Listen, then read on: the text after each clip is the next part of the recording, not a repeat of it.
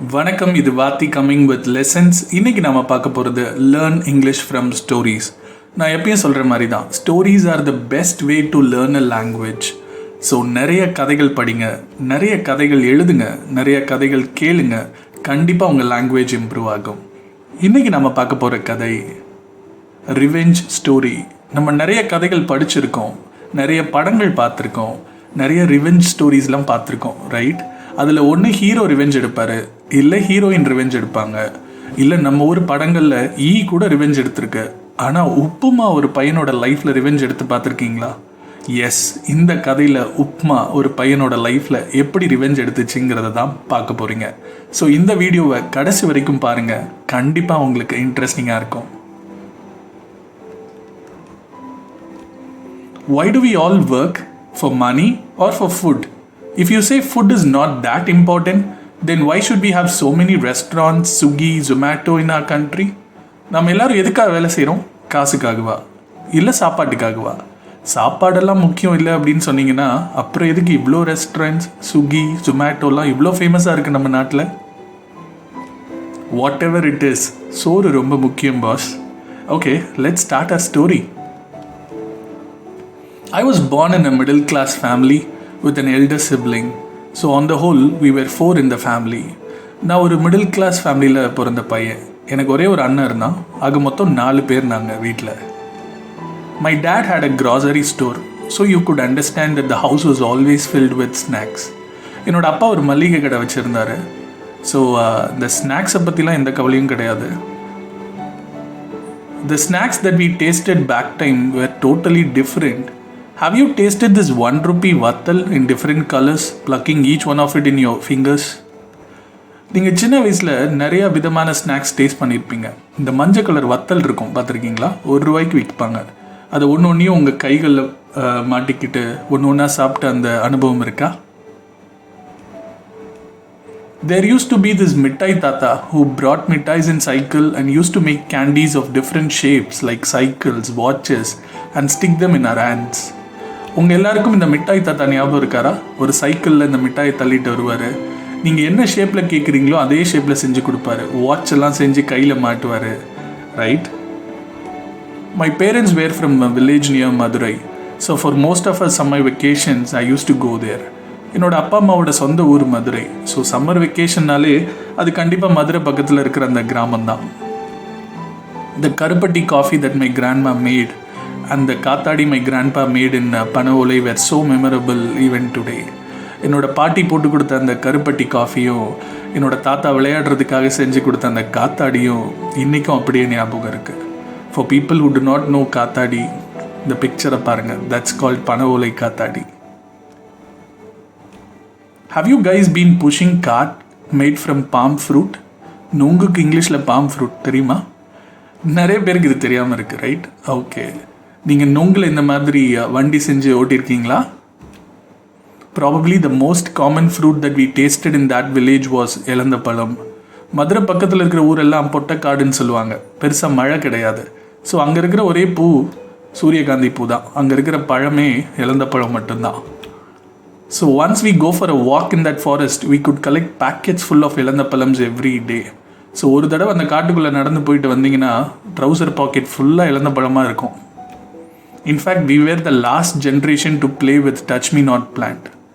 எனக்கு தெரிஞ்சு நம்ம தான் கடைசி ஜென்ரேஷன் இந்த தொட்டாச்சினிங்கியோட விளையாடுறாங்கன்னு நினைக்கிறேன். So let's come back to our original story. Even though I enjoyed a lot in village with grandparents, that was only on summer holidays. So இப்படி ரொம்ப ஜாலியாக என்னோடய சைல்டுஹுட் இருந்தாலும் அது எல்லாமே என்னோடய சம்மர் ஹாலிடேஸில் மட்டும்தான்.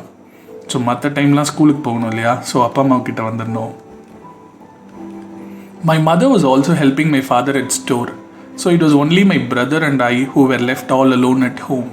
என்னோட அம்மாவும் என் அப்பாவுக்கு கடையில் ஹெல்ப் பண்ணுறதுனால நானும் என் அண்ணன் மட்டும்தான் வீட்டில். In fact that was a time when WWF was not divided into SmackDown and Raw. Hitman, Hulk Hogan, Shawn Michaels, Stone Cold Steve Austin were our real heroes.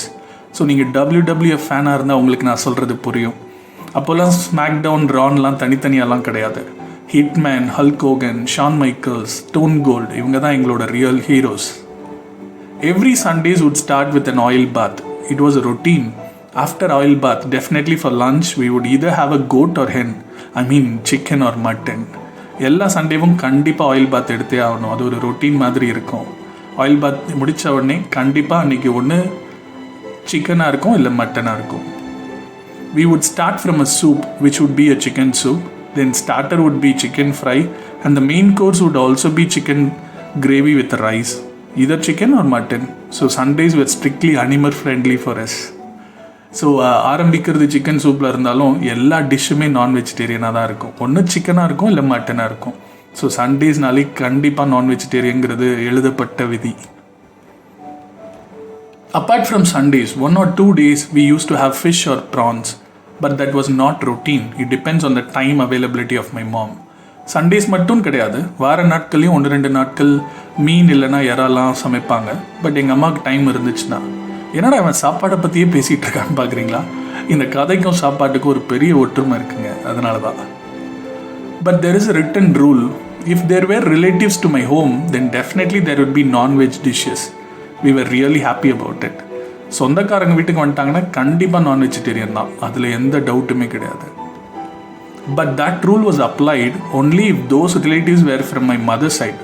That's how it was most of the times, except few exceptions. ஆனால் அந்த ரிலேட்டிவ்ஸும் எங்கள் அம்மாவோட சொந்தக்காரங்களாக இருக்கணும். ஒரு சில exceptions இருக்கலாம், but still maximum அப்படி தான். I am not saying that there were no non veg dishes made for my dad's relatives, but the varieties that were on the other days would definitely not be there. Hope you understand. எங்கள் அப்பா relatives வரும்போது non veg டிஷ்ஷஸ்ஸே இல்லைன்னு சொல்ல முடியாது, but அவங்க வரும்போது இருந்த அந்த வெரைட்டி இருக்குது பார்த்தீங்களா, அது கண்டிப்பாக இருக்காது. நான் என்ன சொல்கிறேன்னு உங்களுக்கு புரியும்னு நினைக்கிறேன், right? When my mom's father or mother or relatives stay at my home for more than a day, we would enjoy different varieties of dishes every day. Pongal, vada, payasam, and the list goes on. எங்கள் அம்மாவோட சொந்தக்காரங்க வந்துட்டாங்கன்னா, அதுவும் ஒரு நாளைக்கு மேலே தங்குனாங்கன்னா கண்டிப்பாக வெரைட்டியான டிஷ் தான். டெய்லி பொங்கல், வடை, பாயாசம்னு சும்மா பட்டையை கிளப்புவாங்க. On contrary, if my dad's relatives stayed back, first day would start with pongal, next day would be wheat dosa. If still they stay, then the third day comes my enemy upma.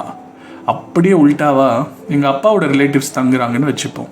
First day நல்லா தான் ஆரம்பிக்கும் பொங்கலோட, அடுத்த நாள் கோதுமை தோசைன்னு வரும், 3வது நாள் என்னோட எதிரி உப்மா வருவார். When we get up early in the morning and if we find upma in our plates for breakfast, then it is understood that our dad's relatives had come and they were expected to come. காலைல எந்திரிச்ச உடனே பிரேக்ஃபாஸ்ட்டுக்கு பிளேட்டில் உப்புமா இருந்துச்சுன்னா கண்டிப்பாக ஒரு விஷயம் புரியும், அப்பாவோட ரிலேட்டிவ்ஸ் வந்திருக்காங்க இல்லை வரப்போகிறாங்கன்னு அர்த்தம். If in case still they stay for one more day, my mother would eventually fall sick the next day. So my dad has to go for parcel meals. Due to this experience, I got aversion towards upma. அதையும் மீறி இன்னொரு நாள் தங்கிட்டாங்கன்னு வைங்க, கண்டிப்பாக எங்கள் அம்மாவுக்கு உடம்பு சரியில்லாமல் போயிடும். அப்புறம் எங்கள் அப்பா பார்சல் மீல் வாங்க லைனில் தான் நிற்கணும்.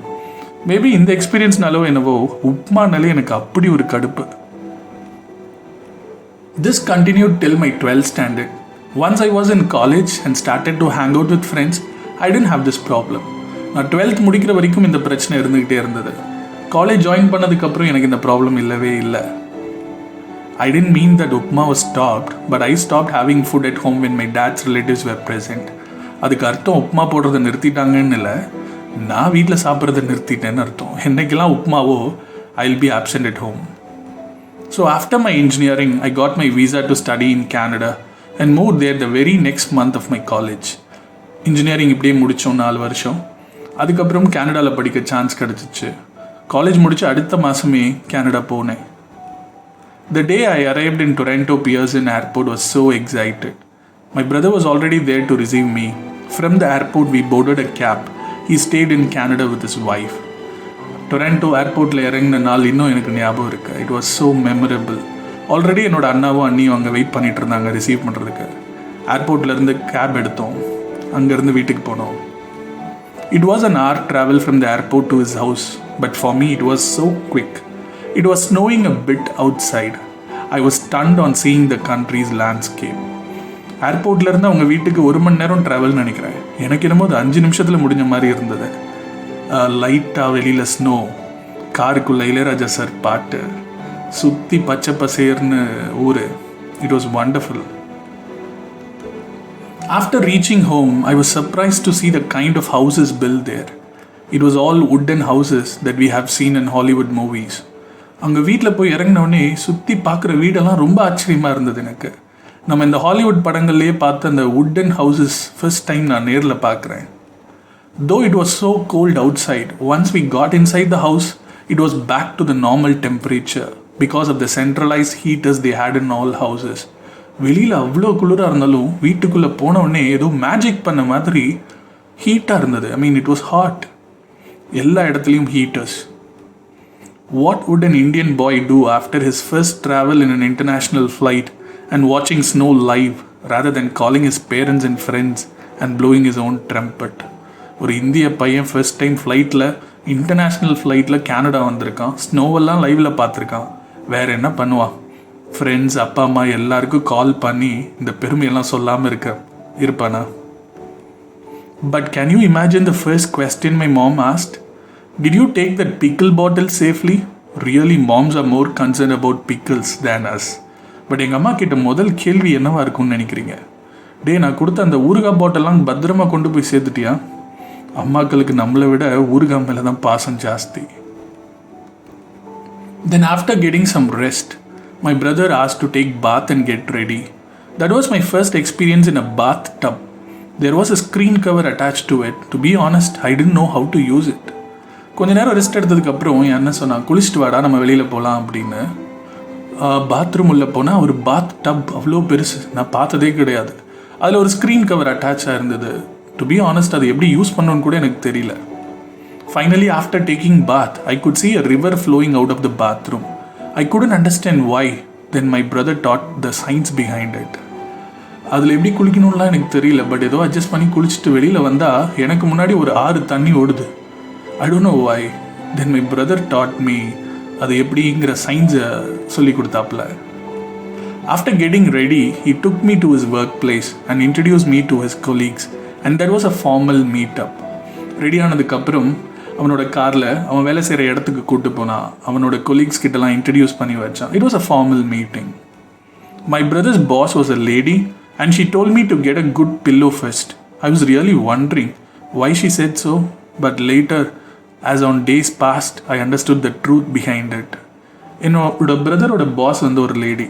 அவங்க என்னை பார்த்தோன்னே ஃபஸ்ட்டு சொன்ன விஷயம், ஒரு நல்ல பில்லோவாக பார்த்து வாங்கிக்கோன்னாங்க. எனக்கு ஒன்றும் புரியல. மேபி கேனடாவில் பெட்டில் படுத்தா கழுத்து வலி வருமோ என்னமோ, அதனால தான் சொல்கிறாங்களோன்னு நினச்சேன் நான். பட் காலங்கள் போக போக எனக்கு புரிஞ்சது பில்லோ எவ்வளோ முக்கியம்னு. Because pillow was holding all the tears we had, right? From there, my brother took me to a restaurant named Mandarin, which was considered to be one of the grand restaurants in Toronto. It was a buffet lunch. First time I hear this word's correct pronunciation from a French waiter over there. அங்கேருந்து லஞ்சுக்கு என் அண்ணன் ஒரு restaurant கூப்பிட்டு போனான். அவ்வளோ பெரிய restaurant, அதுக்கு பேர் மேண்ட்ரின் ரெஸ்டாரண்ட்னு போட்டிருந்தது. ஸோ கேனடாவில் ஒரு பெரிய ரெஸ்டாரண்ட்டுன்னு சொன்னாங்க. ஃபர்ஸ்ட் டைம் இந்த வேர்ட் புஃபேங்கிற வேர்டை ஒரு ஃப்ரெஞ்ச் வெயிட்டர் ப்ரொனவுன்ஸ் பண்ணி நான் கேட்டேன். அது வரைக்கும் நான் பஃபெட்டுன்னு தான் சொல்லிட்டு இருந்தேன். Oh my God, it was such a grand buffet. There were so many varieties in all dishes, but it was constantly standing in the ice cream counter only. அவ்வளோ பெரிய புஃபே, அத்தனை வெரைட்டிஸ் இருந்தது. இன்ஃபேக்ட் ஐ ரிமெம்பர் ஃபிஷ்ஷஸ்லேயே 200 வெரைட்டிஸ் என்னமோ இருந்தது. But நான் நின்னது என்னமோ ice cream கவுண்டரில் தான். After lunch he took me to malls in Toronto. In one of the malls I found the picture of Tamil actress Ramba. He told me that this mall was her husband's mall. I didn't know why I felt so proud about it. Maybe it's our Ramba, right? லஞ்சுக்கு அப்புறம் டொராண்டோவில் இருக்கிற சில மால்ஸுக்கெலாம் கூப்பிட்டு போனால், அப்படி ஒரு மாலில் பார்த்தா நம்ம ஆக்ட்ரஸ் ரம்பாவோட பிக்சர் இருந்தது. அப்போ தான் என் பிரதர் சொன்னா, இது அவங்க ஹஸ்பண்டோட மால் அப்படின்னு. அதில் என்னமோ தெரியல, எனக்கு அவ்வளோ பெருமை. ரம்பா சார், நம்ம Rambha. So after all the sightseeing, we returned home at night. On the way we had pizzas. That was the happiest day in my life. So ஊரெல்லாம் நல்லா சுற்றி பார்த்துட்டு நைட்டு வீட்டுக்கு வந்தோம். வர வழியிலே ட்ரைவ் த்ரூவில் பீட்சாலாம் வாங்கி சாப்பிட்டு ஹாப்பியான டேவாக இருந்தது அது. There is a saying in Tamil, before killing a goat, they decorate it really nice. I didn't realise it then. தமிழில் ஒரு பழமொழி சொல்லுவாங்க, இந்த ஆடை வெட்டுறதுக்கு முன்னாடி மஞ்சள் தண்ணியெல்லாம் ஊற்றி டெக்கரேஷன்லாம் பண்ணி மாலைலாம் போடுவாங்க அப்படின்னு. அப்போ எனக்கு புரியல actually. The next day morning, I got up really late and I totally forgot I was in Canada. When I got up, I just opened the window and I could feel the real cold. Only then I realized I was not at home. அடுத்த நாள் காலைல எழுந்திரிச்சு வழக்கம் போல் லேட்டாக எழுந்திரிச்சு வீட்டில் தான் இருக்கோங்கிற ஞாபகத்தில் பார்த்தா வேற ஒரு இடம். ஜன்னலை திறந்து பார்த்தா தான் தெரியுது குளிருது. ஓ, நம்ம கனடாவில் இருக்கோங்கிறதே அப்போ தான் புரிஞ்சது. I heard a voice saying, "Have bath, let's all have breakfast together."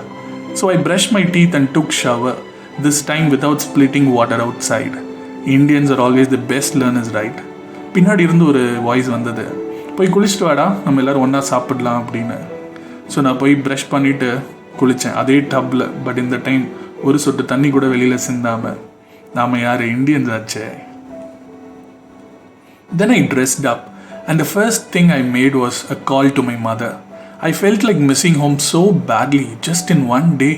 I was telling her all the stories happened last night and yesterday. Dress பண்ணதுக்கப்புறம் ஃபர்ஸ்ட் நான் பண்ண விஷயம் எங்கள் அம்மா கால் பண்ணது தான்.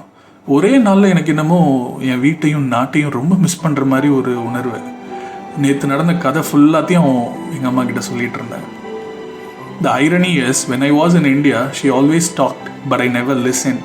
And now I wanted to listen to her, but for her, we were not together. இதில் வேடிக்கையான விஷயம் என்னென்னா, இந்தியாவில் இருக்கும்போது 4 வருஷம் காலேஜ் நான் எங்கள் அம்மா கூட ஸ்டே பண்ணி தான் படித்தேன். அப்போல்லாம் எங்கள் அம்மா பேசணும்னு ட்ரை பண்ணும்போதெல்லாம் நான் பிஸின்னு சொல்லி ஓடிக்கிட்டே இருப்பேன். இப்போது எங்கள் அம்மா பேசுகிறது கேட்கணும்னு தோணுது, ஆனால் நாங்கள் 2 பேரும் ஒன்றா இல்லை.